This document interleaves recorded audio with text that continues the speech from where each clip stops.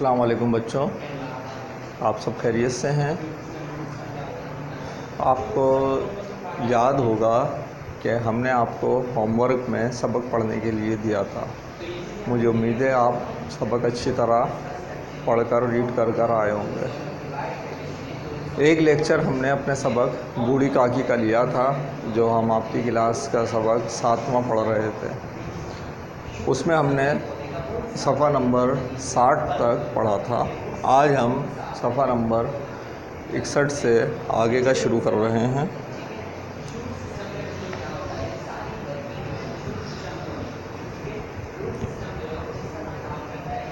सफ़ा नंबर 60 पर जहां मैंने आखिरी लाइनें पढ़ी थीं, उनको मैं पढ़ देता हूं। वो क्या था कि वो औरत जो है उस बूढ़ी काकी के ऊपर झपटी है, और अब वो ये भूल गई है कि ख़वातीन बैठी हैं वो सुनेंगी तो क्या कहेंगी, मर्द बैठे हुए हैं वो क्या कहेंगे, आस पास लोग क्या कहेंगे। बल्कि क्या उसको जितना गुस्सा था वो निकालने का मौका मिल गया, और वो बूढ़ी काकी पर झपटी और उन्हें दोनों हाथों से झंझोड़ कर बोली, ऐसे पेट में आग लगे, पेट है कि आग का कुंड है, कोठरी में बैठे क्या दम घुटता था, अभी मेहमानों ने नहीं खाया तब तक सब्र ना हो सका, आकर छाती पर सवार हो गईं। गांव देखेगा तो कहेगा कि बुढ़िया पेट भर खाने को नहीं पाती, तभी तो इस तरह बौखलाए फिरती है। इस ख्याल से इसका गुस्सा और भी तेज़ हो गया। अब इसने क्या करा, झपटी और ये सारी बातें बोली हैं, लेकिन ये ख्याल तो जो अल्फाजों में इसके आ गया, कहने में सुनाने में सिर्फ आ गया था क्या कि बुढ़िया को पेट भर खाने को नहीं मिलता होगा। और फिर एक ख़याल जो जहन में अचानक झमाके से होता है कि अगर वाकई लोग ये सोचेंगे तो क्या कहेंगे, इस ख्याल से उसका गुस्सा मज़ीद तेज़ हो गया है। इस ख्याल से उसका गुस्सा और भी तेज़ हो गया। नाम बेचने पर लगी है, यानी कि बदनामी कराने पर तुली हुई है। नाक कटवा के दम लेगी, इतना ठूंसती है ना जाने कहाँ भस्म हो जाता है। भला चाहती हो तो जाकर कोठरी में बैठो, जब घर के लोग लगेंगे तो तुम्हें भी मिलेगा। ये सब सुनाकर क्या बोला है कि अभी घर वाले जो लोगों को है वो क्या जाहिर कर रही हैं कि जब घर वालों को मिलेगा तो तुमको भी मिल जाएगा। ऐसा करके क्या जाहिर कर रही हो कि तुम्हें खाने को नहीं मिलता है, हमारी बदनामी कराना चाह रही हो। ये वो अल्फाज जो रूपा ने बोले। बूढ़ी काकी ने सर ना उठाया, ना रोई ना बोली, चुपचाप रेंगती हुई वहाँ से अपने कमरे में चली गई। लाडली को काकी से बहुत उन्स था। भोली भाली सीधी सादी लड़की थी। तिफलाना शौक़ी और मुसर्रत की इसमें बू तक ना थी। तिफलाना शौक़,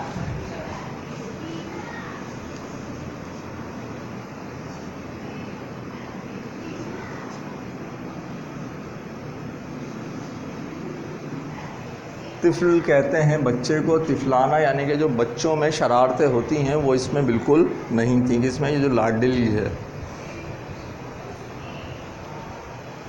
मुसर्रत की इसमें बू तक ना थी, यानी कि उसमें थोड़ी सी भी ये शरारतें नहीं पाई जाती थी। वो झुंझला रही थी कि ये लोग काकी को क्यों बहुत सारी पूरियां नहीं दे देते, मेहमान सबकी सब थोड़े ही खा जाएंगे, और अगर काकी ने मेहमानों से पहले ही खा लिया तो क्या बिगड़ जाएगा। बच्ची है, उसको ये समझ नहीं है कि घर के लोग मेहमानों के बाद ही खाते हैं। ये बुरा सब महसूस होता है। तो इस लिहाज से तो रूपा की बात ठीक थी, लेकिन अगर अलग से जो भूखे घर के बुज़ुर्ग हैं उनको आप पहले दे दें तो इसके अंदर भी कोई बुराई भी नहीं है, मुज़ायका भी नहीं है, और कोई इसका बुरा नहीं मानता। लेकिन अगर देना चाहें,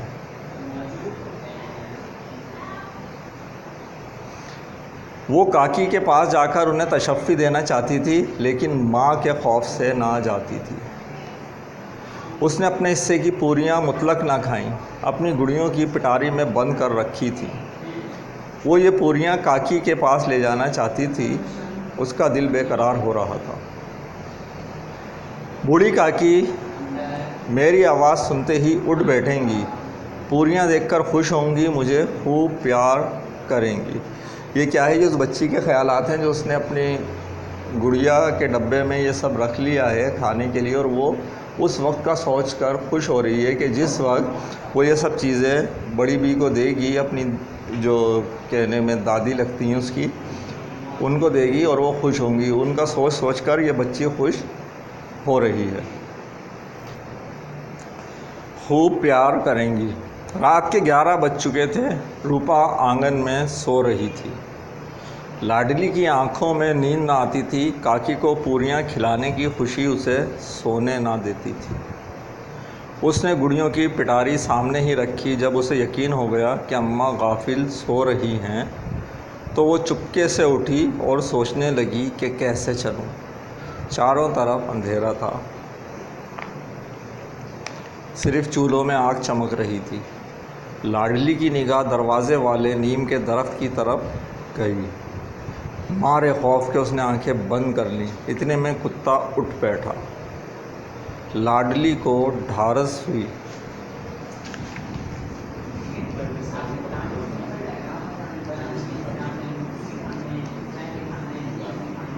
हौसला। कई सोते हुए आदमियों की निस्बत एक जागता हुआ कुत्ता उसके लिए ज़्यादा तक़वियत का बाइस हुआ। उसने पिटारी उठाई और बूढ़ी काकी की कोठरी की तरफ चली। काकी उठो, मैं पूरियां लाई हूँ। काकी ने लाडली की आवाज़ पहचानी। चुटपुट उठ बैठी। फ़ौरन एक तेज़ी से उठकर बैठ गईं। दोनों हाथों से लाडली को टटोला और उसे गोद में बिठा लिया। लाडली ने पूरियां निकाल कर दी। काकी ने पूछा, क्या तुम्हारी अम्मा ने दी हैं? काकी पूरियों पर टूट पड़ी। पूछा है, जवाब का इंतज़ार नहीं किया। भूख शदीद है और शदीद भूख से ज़्यादा खाने की जो लज़्ज़त है वो महसूस जो शाम से कर रही थी और वो चाह रही थी, वो उनको मिल गई। 5 मिनट में पिटारी खाली हो गई। लाडली ने पूछा, काकी पेट भर गया? जैसे थोड़ी सी बारिश ठंडक की जगह और भी हब्स पैदा कर देती है, इसी तरह इन चंद पूरियों ने काकी की इश्तिहा और रग़बत को और भी तेज़ कर दिया था। कितनी खूबसूरत मिसाल दी है यहाँ पर मुंशी प्रेमचंद साहब ने, और उनकी जो भूख है उसका आलम बयान किया कि गर्मी तो होती है, लेकिन अगर उसमें थोड़ी बारिश पड़ जाए, बारिश नहीं पड़ती वो गर्मी है, वो तो बर्दाश्त हो रही है, लेकिन अगर उसमें थोड़ी सी बारिश पड़ के और रुक जाए, फिर जो हब्स होता है वो पहले वाली गर्मी से भी ज़्यादा परेशान कुन होता है। ऐसे ही बूढ़ी काकी भूख में लेटी हुई थी। वो तो उनसे बर्दाश्त नहीं हो रहा था, लेकिन उसके बाद क्या हुआ, उन्हें थोड़ी सी पूरियां खाने को मिल गई। बच्चे के हिसाब से वो पूरी थी, लेकिन बड़े के एतबार से वो कम थी।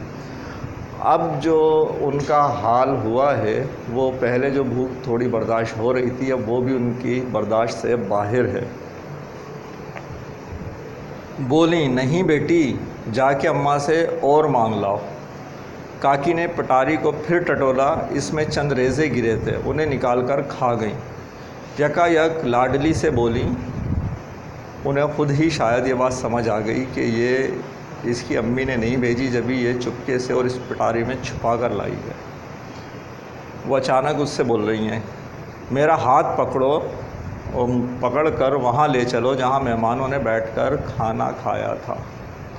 लाडली उनका मंशा ना समझ सकी। मंशा मर्ज़ी, वो क्या चाह रही हैं ये बात तो लाडली को समझ ना आई। उसने काकी का हाथ पकड़ा और उन्हें लाकर झूठे पत्तलों के पास बिठा दिया, और गरीब भूख की मारी फातिरुल अकल बुढ़िया पत्तलों से पूरियों के टुकड़े चुन चुन कर खाने लगी।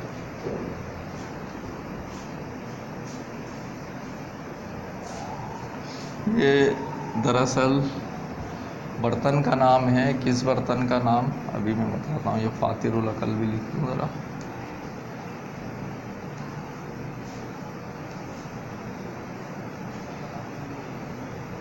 फातिरुल अकल कि मायने जिसकी अकल काम ना करे, पागल, बेवकूफ़, पत्तलों, ये जो एक प्लेट होती है और इससे जो बड़े थाल होते हैं जिसके अंदर ज़्यादा खाना रख कर ले जाया जाता है, फिर प्लेटों में निकाल दिया जाता है, उसको क्या कहते हैं? पत्तल। तो उसमें से वो क्या टुकड़े चुन चुन कर खाने लगी। ऐन उसी वक्त रूपा की आँख खुली। उसे मालूम हुआ कि लाडली मेरे पास नहीं है। वो चौंकी, चारपाई के इधर उधर ताकने लगी कि कहीं लड़की नीचे तो नहीं गिर पड़ी। सोते में बच्चे जैसे गिर जाते हैं तो वो ढूंढ रही है। उसे वहाँ ना पाकर वो उठ बैठी तो क्या देखती है कि लाडली झूठे पत्तलों के पास चुपचाप खड़ी है और बूढ़ी काकी पत्तलों पर से पूरियों के टुकड़े उठा उठाकर खा रही है। रूपा का कलेजा सुन सा हो गया। सुन सा हो जाना, कुछ समझ में जब नहीं आना, खौफ से बिल्कुल साकित हो जाना, सन्नाटे में आ जाना, होशो हवास खो देना। रूपा को अपनी खुदगर्जी और बेइंसाफ़ी आज तक कभी इतनी सफाई से नज़र ना आती थी। हाय, मैं कितनी बेरहम हूँ। जिसकी जायदाद से मुझे 200 रुपये साल की आमदनी हो रही है, उसकी ये दुर्गत, और मेरे कारण यानी कि एक तो उसकी ये हालत, और उस हालत की वजह भी कौन? मैं खुद। अब उसको अपना जुल्म बिल्कुल वाज़े नज़र आ गया। मुझसे बड़ा भारी गुनाह हुआ है। आज मेरे बेटों का तिलक था, सैकड़ों आदमियों ने खाना खाया, मैं उनके इशारे की ग़ुलाम बनी हुई थी। अपने नाम के लिए, अपनी बड़ाई के लिए सैकड़ों रुपए खर्च कर दिए, लेकिन जिसकी बदौलत हज़ारों रुपए खाए, उसे इस तकरीब के दिन भी पेट भर कर खाना ना दे सकी, महज इसलिए ना कि वो बुढ़िया है, बेकस है, बेज़ुबान है। ये जो यहाँ पर इस औरत की कैफियत दिखाई है, इसीलिए बुढ़िया को जो है, या बूढ़ी काकी को, इसकी बातें ज़्यादा ना खलती थी, क्योंकि ये तो जितना इसके दिल में होता था उतना ही बोल देती थी। और मुंह फट या इस टाइप के लोगों की ख़ासियत होती है, ये देखने में जितने तेज़ नज़र आते हैं या जितने बुरे नज़र आते हैं बज़ाहिर, इतने नहीं होते। क्यों? क्योंकि दिल इनके बड़े साफ़ होते हैं, क्योंकि जो इनके दिल में होता है वही ज़बान पर और बोल देते हैं। बनिस्बत इनके, वैसे तो ये अच्छी बात नहीं है, कहीं आप समझें ये बड़ी अच्छी आदत है, ये नहीं है, लेकिन बनिस्बत उसके, मिसाल के तौर पर दो चीज़ों का मवाजना कर रहे हैं। उनकी बनिस्बत जो कि ज़बान तो मीठी रखते हैं, लेकिन जो उनके अमल हैं, उनके अमाल हैं, वो हमारे लिए उन मुँह फट लोगों से भी ज़्यादा ख़तरनाक होते हैं। बुद्धराम भी ऐसे ही था। वो अगर चाहता तो पेट भरकर और इज़्ज़त के साथ अगर इन्हें खाना देता तो उसकी बीवी और बच्चे भी इज़्ज़त कर रहे होते। तो अब ये औरत सोच रही है। उसने चिराग जलाया, अपने भंडारे का दरवाज़ा खोला। भंडारे,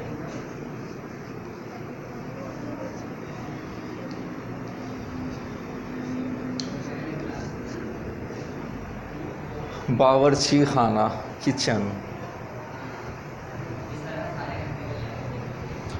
और एक थाली में खाने की सब चीज़ें सजा कर लिए हुए बूढ़ी काकी की तरफ चली।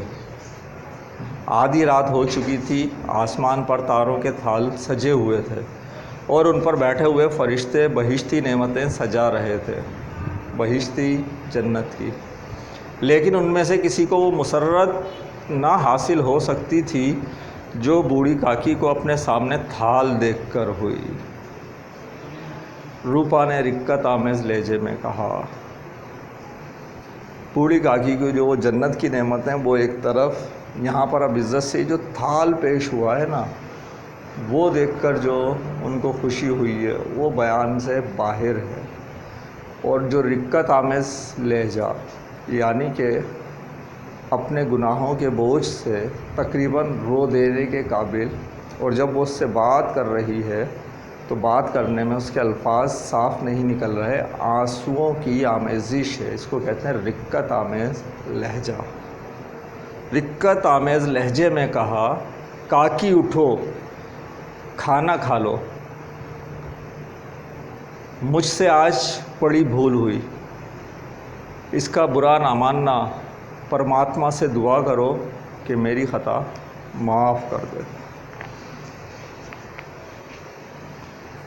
भोले भाले बच्चे की तरह जो मिठाइयाँ पाकर मार और घुर्कियाँ सब भूल जाता है। मार और घुर्कियाँ, बड़े जब किसी बात पर अगर डांट देते हैं, पिटाई लगाते हैं बच्चे को, डांट के चलो यहाँ से, क्या तुमने ये लगा के रखा हुआ है।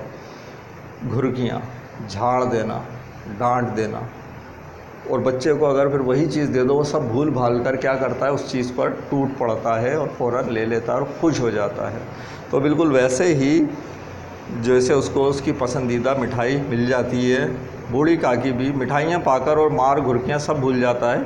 बूढ़ी काकी बैठी हुई खाना खा रही थीं, उनके एक एक रुमें से सच्ची दुआएं निकल रही थीं और रूपा बैठी ये रूहानी नज़ारा देख रही थी। माखूज़ अस प्रेमचंद के मुंतखब अफ़साने। तो ये था हमारा सबक। इस सबक से जो फ़िक्र अंगेज़ बातें हमारे सामने आती हैं, उसके ऊपर थोड़ी सी बात कर लेते हैं हम। दरअसल इसमें मुंशी प्रेमचंद ने हमारे माशरे का एक बहुत चुभता हुआ पहलू जो है उसे उजागर किया है। हम लोग जिन बुज़ुर्गों के, जिन बड़ों के, जिन माँ बाप के ज़ेरे साया और उनके खर्चे के ऊपर पलकर बड़े हुए होते हैं, जिस वक्त वो ज़ईफ़ होते हैं, नातवा होते हैं, हम उनके ये एहसानात भूल जाते हैं। और जब कि वो इस उम्र में आ जाते हैं जो कि उनका दोबारा तिफलाना दौर कह लें, कमज़ोर हैं, बेबस हैं, उन्हें सिर्फ़ एक क्या ख्वाहिश है, खाने की और प्यार के दो मीठे बोल, जिससे बच्चा भी खुश होता है। हम उन्हें वो नहीं दे पाते और क्या होता है नतीजतन कि बुज़ुर्गों की दुआओं से महरूम हो जाते हैं।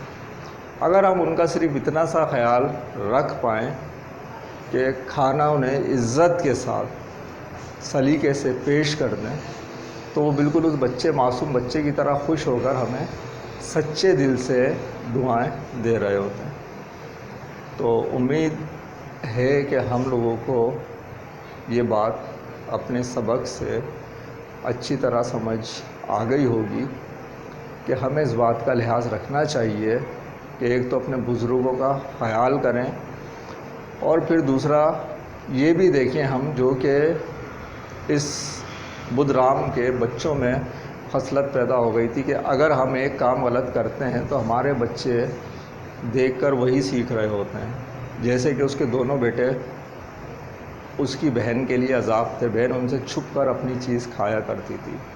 तो आज अगर हम अपने बच्चों के सामने और अपने बड़ों की बेइज्जती करें, उनके सलीके से पेश ना आएँ और जो सलूक उनके साथ रखें, जो सलूक आज हम उनके साथ रखेंगे वही हमारे बच्चे देखकर सीखेंगे और उनकी परवरिश में ये बात शामिल हो जाएगी। कल जब हम ज़ईफ़ होंगे तो ये बात हमारे पास पलट कर आएगी और हमारे बच्चे यकीनन हमारी इज़्ज़त नहीं करेंगे और बिल्कुल वैसे ही पेश आएंगे जैसे हम आज अपने बुज़ुर्गों से पेश आए हैं। अल्लाह ताला हमें अपने बुज़ुर्गों की इज़्ज़त और एहतराम करने की तौफ़ीक़ अता फरमाए। इंशाअल्लाह अगले लेक्चर में हम इस सबक का काम करेंगे। अल्लाह हाफ़िज़।